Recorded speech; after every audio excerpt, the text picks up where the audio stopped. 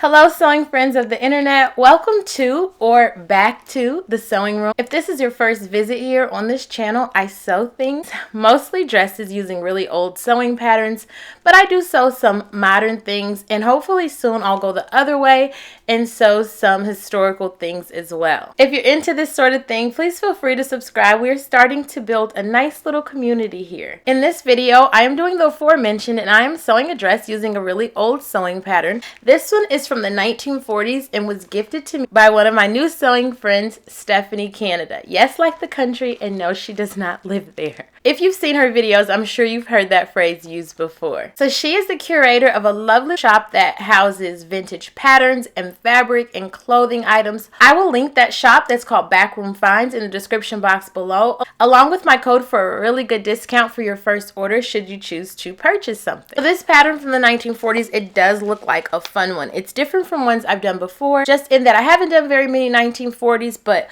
also this yoke detail at the waist with the gathers and the pockets. It looks a lot of fun, so I'm excited to get into it. I did get some fabric from Backroom Finds, authentic vintage fabric I have never worked with before, and so I was going to use it for this dress, but I want to make a really cool summer dress that I can wear now, so I've decided to save my vintage fabric for a fall make because that's what it looks like to me, and wait until I see the really perfect pattern for it. So what I am going with is this really lightweight floral cotton from Hobby Lobby for my first go around with this pattern. It looks as if it could be vintage, so I thought it would be good for my first go around. And I want to say thank you to Miss Stephanie Canada for gifting me this pattern. So we'll see what happens. If you're into this sort of thing, then please, while you're here, subscribe. And if you like this video, and let's get into the vintage 1940s pattern from Backroom Finds. I am thrilled to get into the making of this dress, just as I was thrilled to be gifted this pattern from Miss Stephanie. It feels so interesting to chat with her and message her when just a few months ago I was strictly a viewer, a fan of hers. And the same goes for when I receive messages from Serena or assistance with a sewing technique, or likes and comments from Retro Claude or Liz Von Villas. These are the people I followed, the channels I watched before I decided that I wanted a channel of my very own.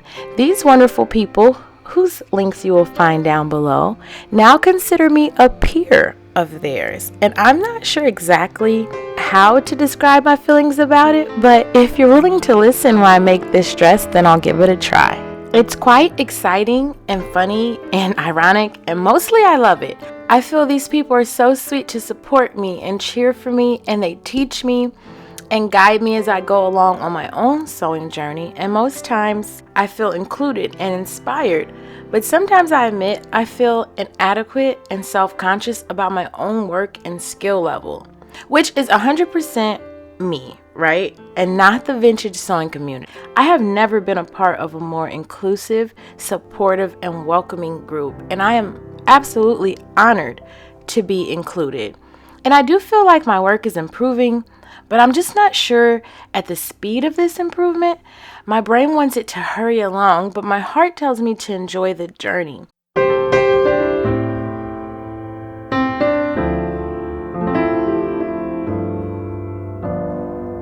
Okay, so the first mistake has already happened. I thought that this pattern piece says for facing turn under here. So I thought I was supposed to turn it under and cut this piece out and then cut out a facing piece. When really I was just supposed to cut it as one piece and then turn it under.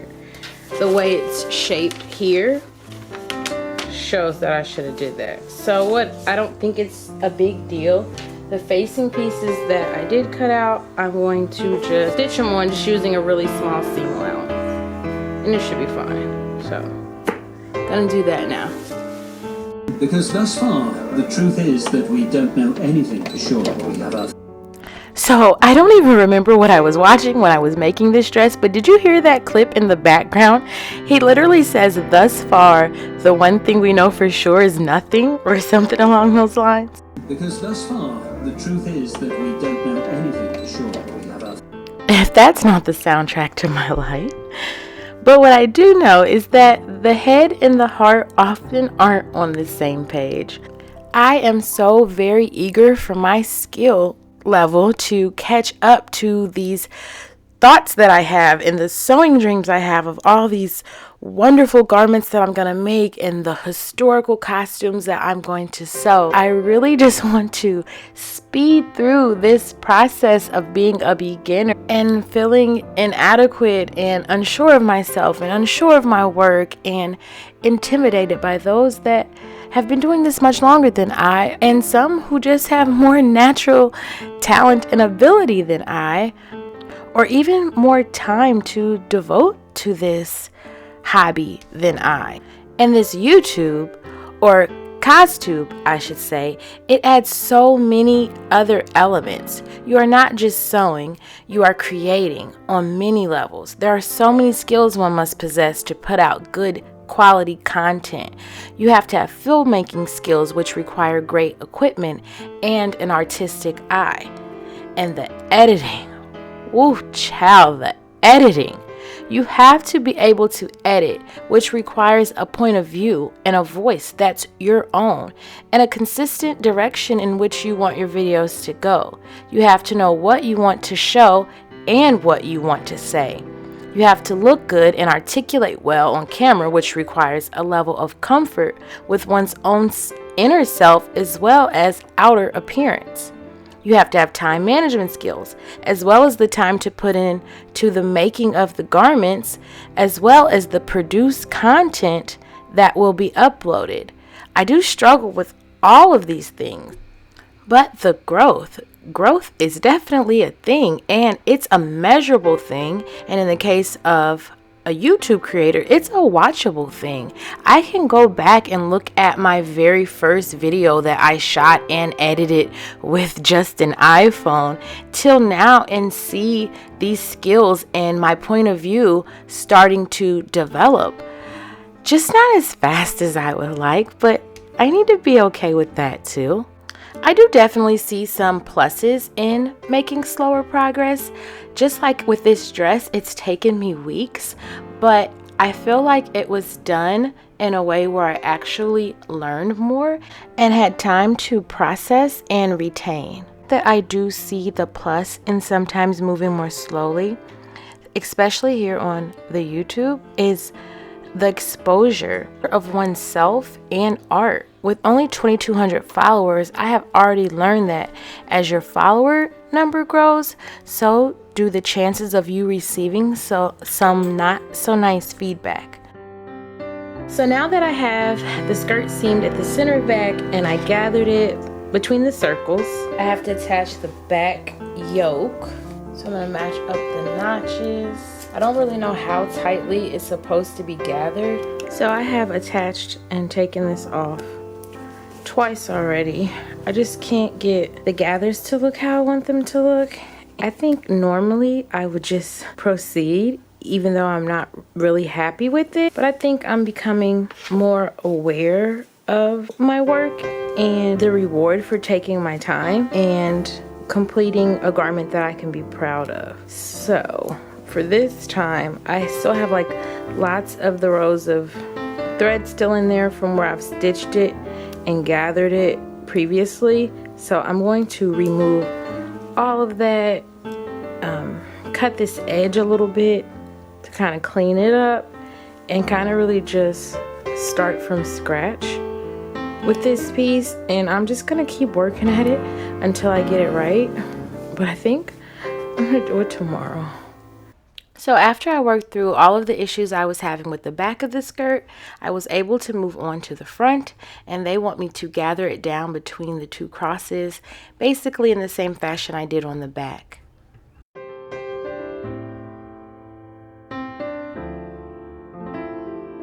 Sometimes I wonder how the likes of Angela Clayton, Bernadette Banner, or those who had viral success very quickly, like Abby Cox, deal with such criticism and sometimes meanness.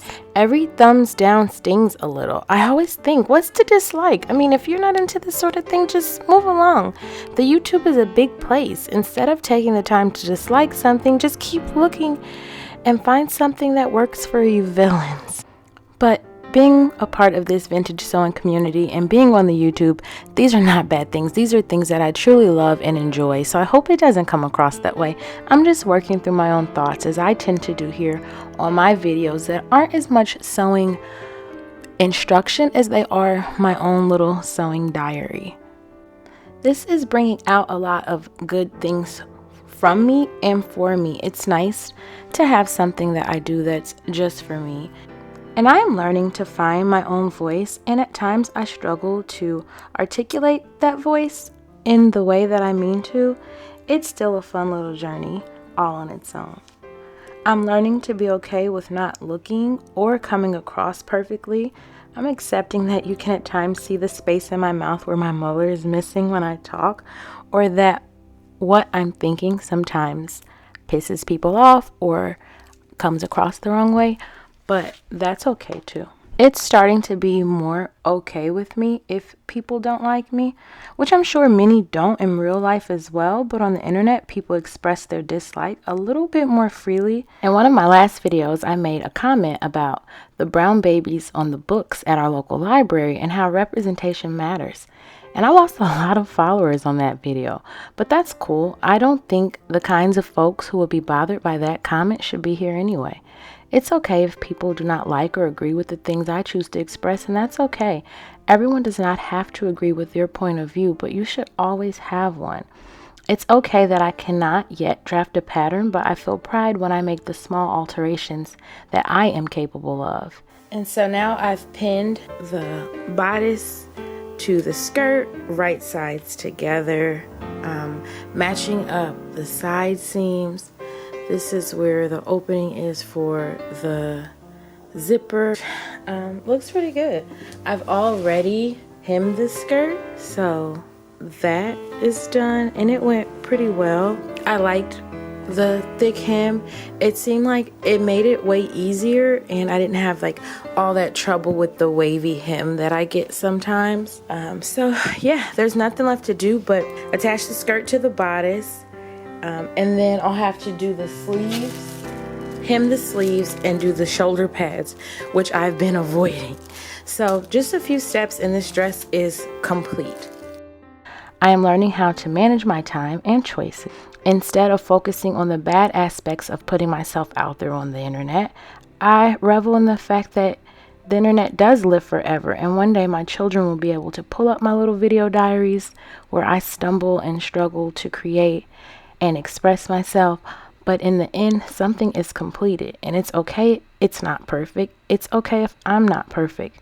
They will look in the comments and see the kind things that were said to encourage their mom, even the not so nice things, and know that I didn't let those affect me.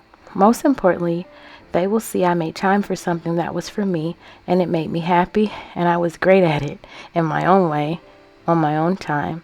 And at that time, they will be proud of me and the fact that I followed my dream, even if that dream was to sew dresses from really old sewing patterns on the YouTube.